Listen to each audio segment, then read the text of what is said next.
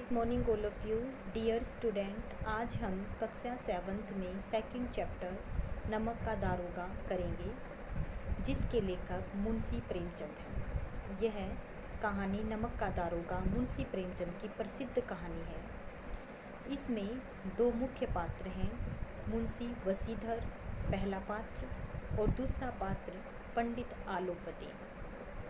मुंशी वसीधर में ईमानदारी का गुण है और वह अंत तक अपने इसी गुण पर कायम रहता है। पंडित आलोपदीन एक प्रतिष्ठित जमींदार है और उसका सभी जगह दबदबा है। सभी उसके कर्ज के नीचे दबे हुए हैं, तो सभी लोग उससे डरते हैं। अपने इसी दबदबे के कारण वह मुंशी वसीधर की ईमानदारी के गुण का अपमान करता है। लेकिन कहते हैं गलतियां करना मनुष्य का स्वभाव है, लेकिन जो अपनी गलतियों से सीखे वही मनुष्य है। आलोपदीन को भी अंत में अपनी गलती का एहसास हो जाता है। वह मुंशी वसीधर के घर जाता है, उससे माफ़ी मांगता है और उसे सम्मानित करता है और अपना मैनेजर नियुक्त कर लेता है।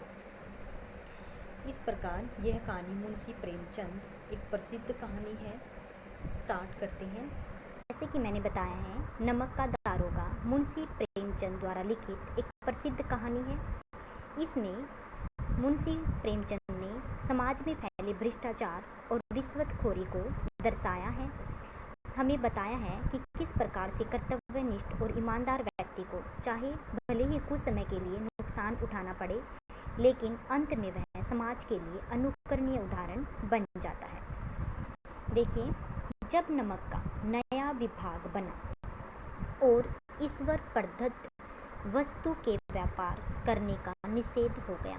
ईश्वर प्रदत्त यानी ईश्वर के द्वारा प्रदान की गई वस्तु, निषेध मैंने मनाही।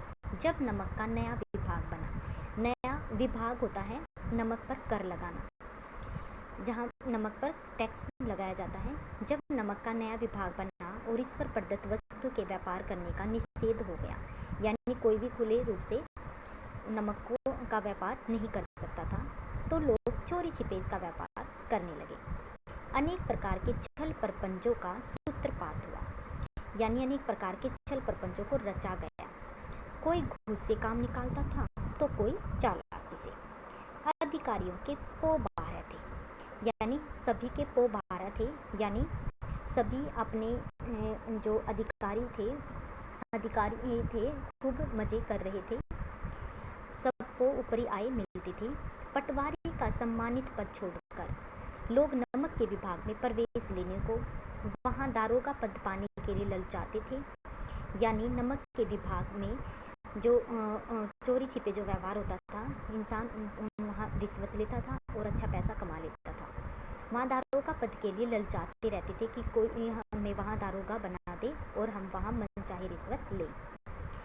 वसीधर रोजगार की खोज में निकले। उनके पिता एक अनुभवी पुरुष थे।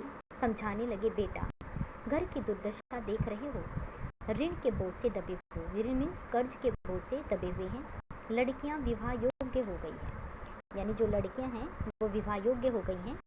नौकरी में ओहदे की ओर ध्यान मत देना। ओहदा होता है पद, यानी जिस पद के लिए आपको आप जिस पद पर प्रतिष्ठित हो तो उसकी तरफ ध्यान मत देना। ऐसा काम ढूंढना जहाँ कुछ ऊपरी आय हो।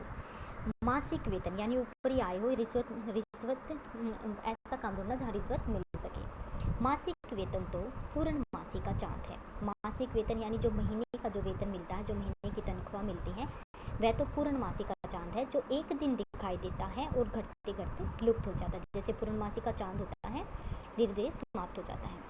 ऊपरी आय बहता हुआ स्रोत है जिससे सदैव प्यास बुझती है। इस उपदेश के बाद पिताजी ने आशीर्वाद दिया। वशीधर आज्ञाकारी पुत्र थे। उन्होंने ये बातें ध्यान से सुनी और घर से चल पड़े। अच्छे सुकून से चले थे, यानी अच्छे मन से चले थे। जाते ही नमक विभाग के दारोगा पद पर प्रतिष्ठित हो गए, यानी सम्मानित हो गए।